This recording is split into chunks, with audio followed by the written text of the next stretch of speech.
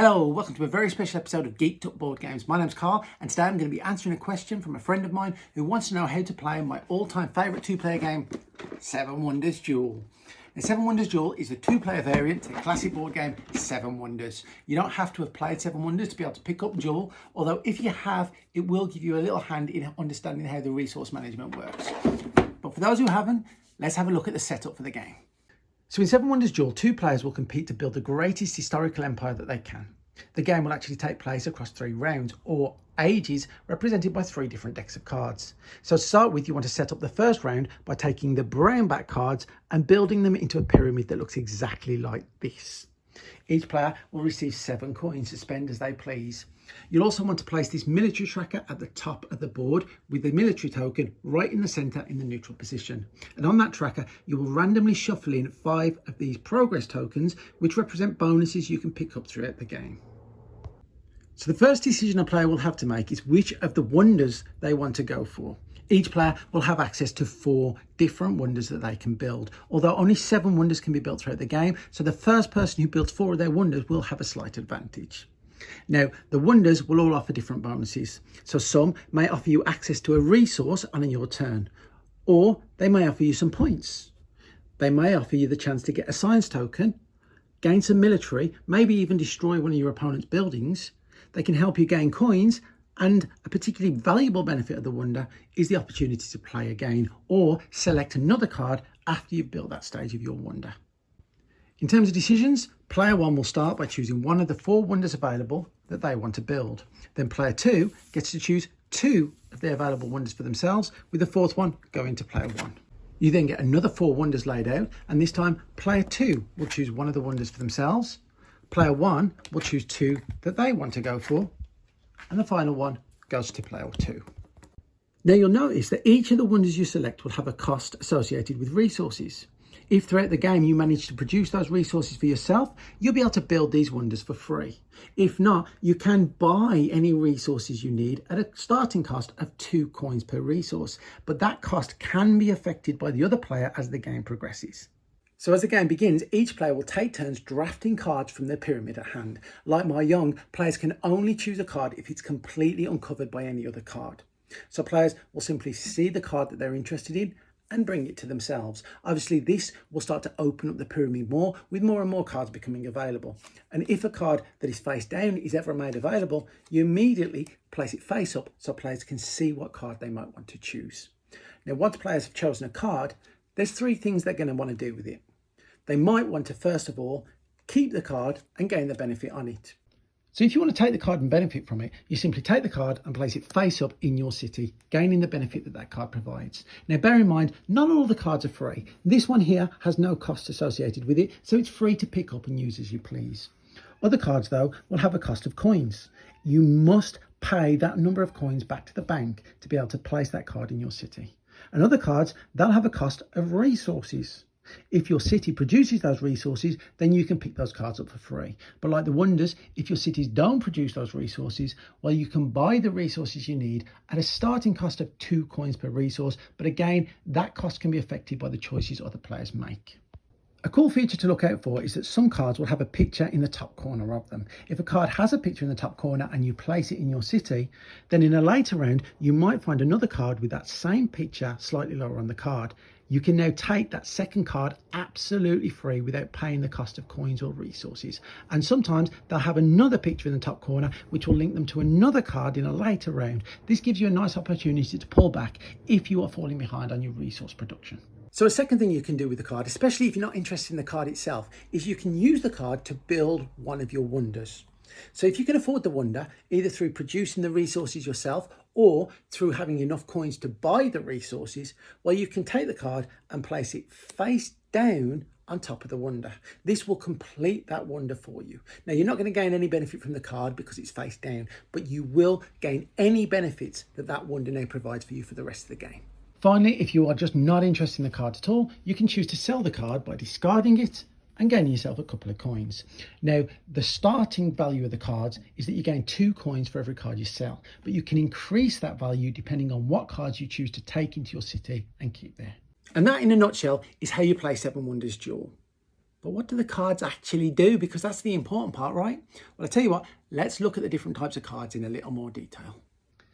Your brown cards and your grey cards are your resource cards. Now, your grey cards are your manufactured resources, so they're going to be more rare than the brown cards, but both work exactly the same way. So once you've got a resource card and placed it in your city, that card represents a resource that is produced each and every turn.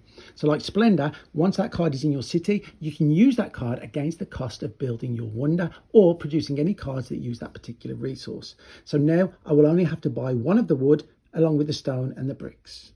Now, there is a second benefit to having these resources, because once you've got a resource in your city, it drives the cost of buying that resource up to your opponent by 1 extra coin. So now, if my opponent wants to buy some wood, they're going to have to pay 3 coins per unit. And if I get another wood, well, now they're going to have to pay 4 coins per unit to be able to get that done. Gold cards are your merchant cards, and these can greatly affect the wealth of your empire.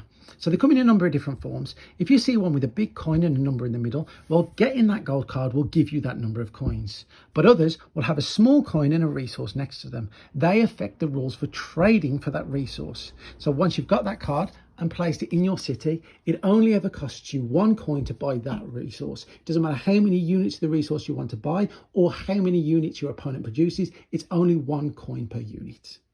The other benefit of the gold cards is that they increase the value of selling cards. So when you sell a card now, you gain 2 coins plus 1 extra coin for every gold card you get in your city. So now I get 3 coins a time, or 4 coins a time, or even 5 coins a time every time I sell a card. Your blue cards, they're the easiest to explain. Simply put, at the end of the game, you gain the number of points listed on those cards. Now, the red cards are where things get really interesting, because these represent the military strength of your empire. So each red card you choose will have a number of shields printed on them. These represent the strength of the army you're going to produce. So each time you take a red card and place it in your city, you then go over to your military tracker and move it that number of spaces towards the opponent's city. Now, bear in mind, as they pick up red cards, they're going to be moving it back towards your city. So there's going to be a constant tug of war between 2 empires moving their armies back and forth. Each zone on the board will have a number of points printed on them, and the player who has the advantage at the end of the game will gain the number of points listed in that zone. If you manage to get it down to one of these zones, you'll remove this token from the game. Now, that represents the number of coins your opponent now has to discard because you've reached it. And best of all, if you ever manage to get the military tracker all the way down to your opponent's city, well, you're going to end the game there and then, regardless of points.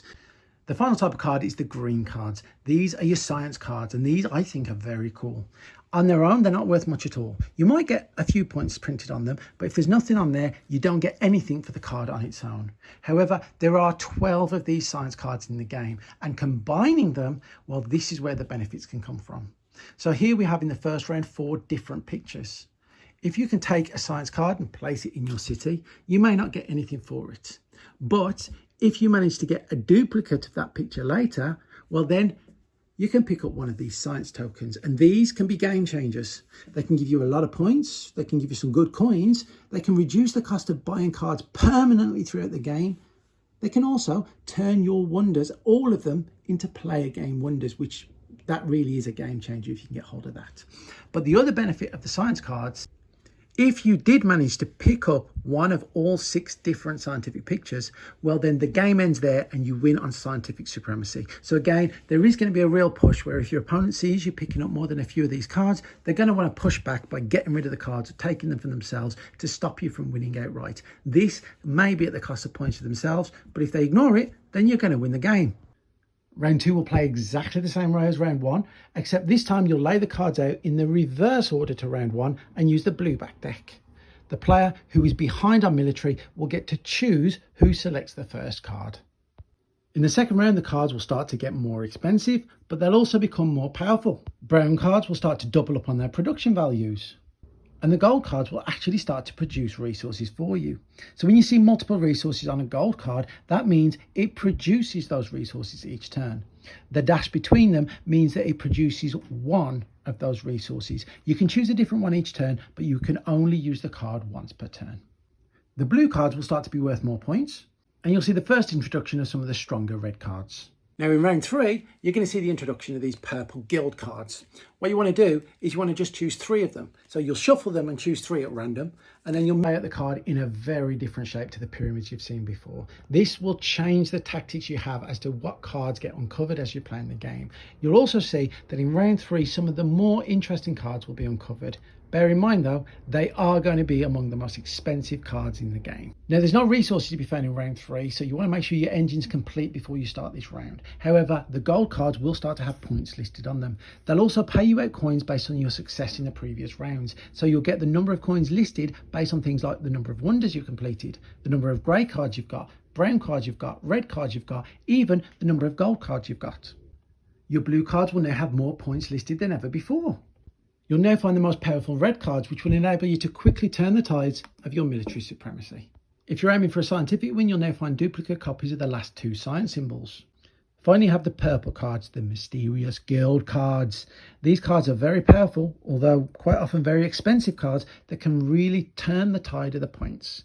You see, they award points based on the player who is the most successful. So you get things like 2 points for every wonder completed in the city with the most wonders, or points for every red card in the city with the most red cards, same for green cards, brown and grey cards, blue cards, yellow cards, even points for the most coins in the city with the most coins. These points are awarded at the end of the game, so the more successful your opponent does, the more points you could pull back, or the more successful you're doing, the further ahead you can get in score. They're very good cards to pick up if you can afford them. And that's the whole game. So if the game doesn't end on a military or a science win and goes all the way through to round 3, well then you add up everybody's points. You add up the points printed on the cards that players have constructed. You add the points printed on any wonders that players have built. You also check out the science tokens and any guild cards the players have got, see what points they may have earned from those, and then you give the players 1 point for every 3 coins they haven't spent. The player with the most points then is going to be the winner. As you can tell, I love this game, and I love it specifically because of the military and the science victories. I think those 2 things add so much to the game. You see, the player who goes first will always have the best choice of the points cards they collect, but because of the military and the science victory, they always have to pay attention to what their opponent is doing. So if the opponent starts to get ahead in military or gain some science cards, if they refuse to pay attention to it, they are going to lose. But if they do pay attention to it, they start getting rid of those things, well then they're using turns that they're not spending gaining points, and their opponent can pull back with some points. So there's always a constant tug of war between both players, earning points and pushing at each other with these different aspects to see who's going to be ultimately the most strategic player and who's going to win the game. It is by far my favourite 2-player game, and I highly recommend anybody who hasn't played it check out 7 Wonders Duel.